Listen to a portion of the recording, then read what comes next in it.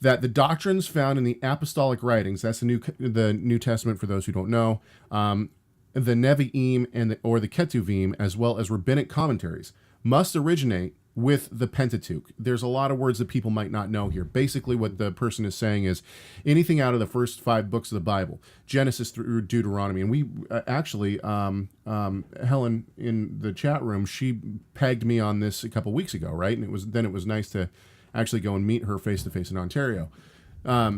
So basically, the idea is anything outside of the first 5 books of the Bible must add up with the first 5 books of the Bible. I agree with this. But I agree that all 66 books of the Bible... There's limits. That generally, I would say, yeah. But what about Psalm 110? You are, the Lord has sworn and will not repent. You are a priest forever after the order of Melchizedek. There's nothing in the Torah that said that there's going to be a priesthood after the order of Melchizedek. Absolutely. And that's a major theme. Okay, hang on just a sec. I completely agree with what you're saying, and this is the point that we tried to make. I think, at least I was trying to make, is that, and my father put it, that's right, my father put it well, you weren't here for that show, but he said all of these things are expansions on Sure. So everything can expand out from the Torah, but it doesn't necessarily mean that it has to be in the Torah. Well, and here's the thing, we don't even if we accept that, let's just, for the sake of argument, say we agree with this, there's things that could be in the Torah that would be obvious to us if they were pointed out. But if they were not pointed out, we wouldn't see them. Well, let me give you a good example. I'll give you in 1 Samuel, we learned that the Messiah is going to come from the line of David.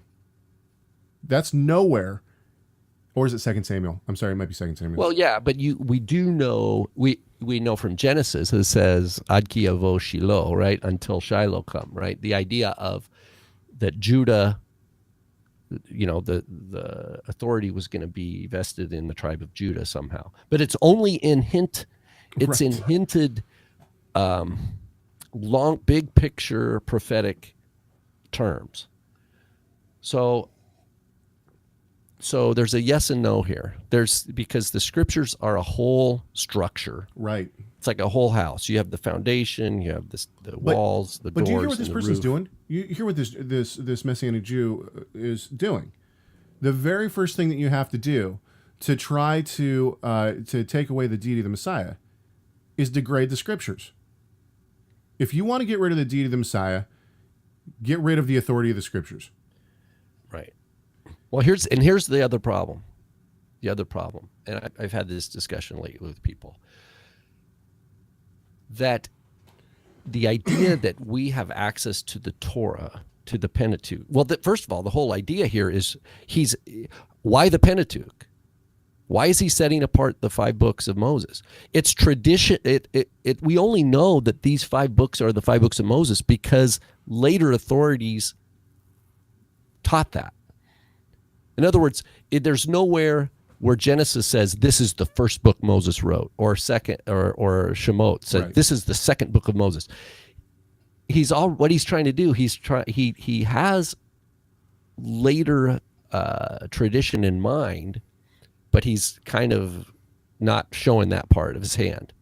And the other thing is reading. How are we going to know what the Pentateuch means? People use English translations, they'll use different translations, they'll use Strong's Concordance, they'll use dictionaries. They'll say, oh, it's Paleo Hebrew, it's caveman drawings, you just have to learn to read it. All these different things. But the fact of the matter is, the only reason we have the scriptures to read is because in every generation, by God's providence, there have been people teaching it, translating it, explaining it, even if they disagree with each other, which they do, they always will. We come into that discussion that's already going. We can't eliminate everything that happened from the 1000 BC up to 2000 AD and cut that out of the conversation. Say, okay, I'm just going to look at this text that was there. Because even then, what am I going to do? Where's my Hebrew text of the Torah I'm going to get? Well, I'm going to get it through the Masoretic tradition. Okay, well, the oldest Hebrew Torah we have is like 1,000 years old. So who am I trusting? We have to trust, to some degree, God's the means that God uses to transmit and preserve. But And- I completely agree with you. But the ultimate point here is that this claim is made specifically to try to degrade Scripture so that people can't use all of Scripture. Don't miss any clips from Messiah Matters by clicking the subscribe button. Also, give this video a thumbs up and share it so other people can see it too.